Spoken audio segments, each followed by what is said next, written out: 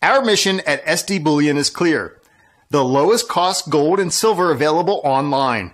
While we do not have pretty blue boxes, free shipping, 4% credit card fees, or glamorous gold and silver infomercials, SD Bullion has the lowest prices that may save you hundreds on your next order. So before you make your next investment, do the math and join the over 15,000 new customers who have recently made the switch to SD Bullion. Why pay more?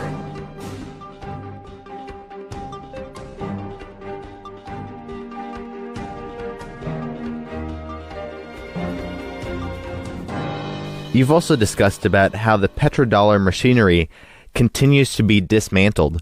How will this affect the economic reset?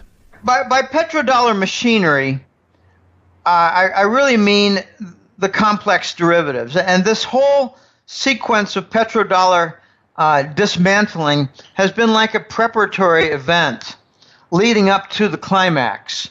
It started about 2 years ago. And it's a long, drawn-out process, but I think it was motivated in large part by the U.S. and British stealing the Arabs' gold held in Swiss banks. And the climax event had to do with UBS and Credit Suisse and, just kind of thin cover for excuses. They said that they violated the Iran sanctions and they were making a lot of U.S. private accounts for tax dodging and all this. No, that was a false pretense. They just wanted to take control of the Swiss banks to steal the rest of the Arab gold. So the Arabs and the Saudis decided, we're going to do our own thing. They're going to, have these conferences every month with the Chinese and a lot of different things. But here's what the petrodollar machinery is all about. They're huge contracts. They're like trillion-dollar contracts that link crude oil and the dollar and the euro and the British pound and all kinds of combinations in there to form a network that acts like a platform. It's the contractual equivalent of the gold standard applied to the crude oil asset. So it made the de facto oil backing for the dollar. And you can get into all kinds of weird discussions and arguments and say, no, the dollar had no backing. It's a fiat currency.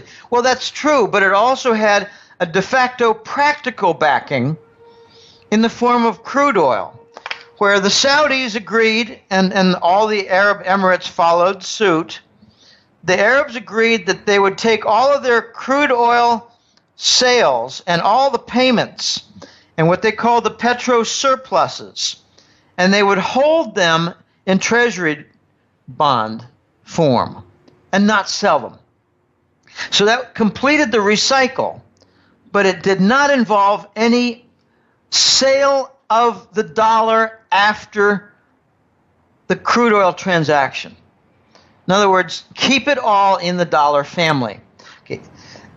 All these contracts have been gradually dismantled. They couldn't do them all at once because it's so big.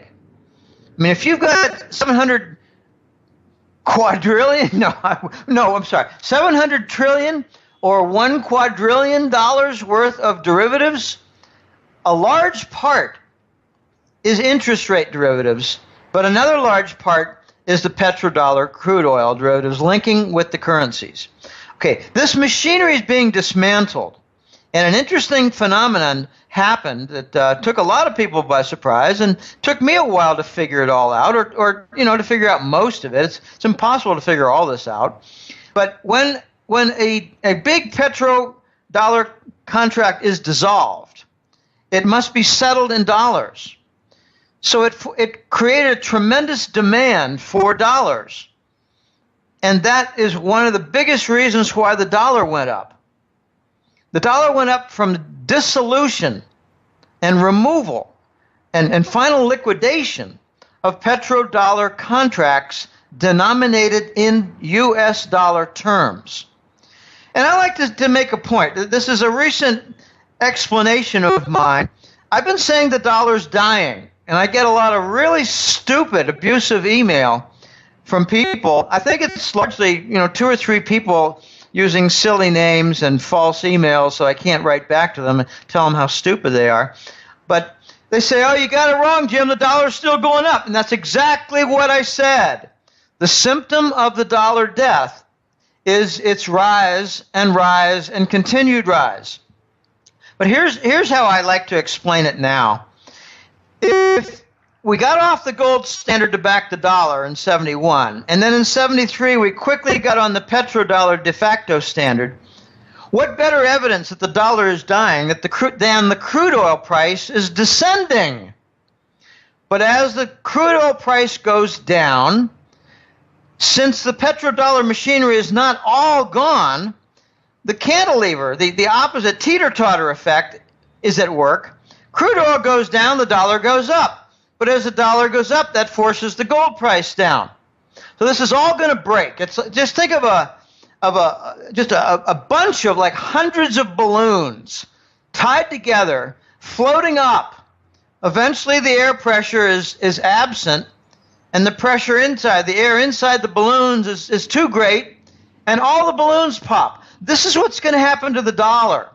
Okay, we're not. There are a lot of people who misquote me. They say, well, Jim, expecting the dollar to crash. No, I'm expecting it to disappear. If you have balloons floating up and suddenly they pop, the balloons don't crash to the earth. They explode at a high altitude, and that's exactly what's going to happen. Click here to subscribe for free so you will be notified when more of this interview is released, or click over here to watch the full interview now. This video was brought to you by ReluctantPreppers.com. Click here to watch Reluctant Prepper's interview with Andy Hoffman, where Andy Hoffman explains how to store gold and silver.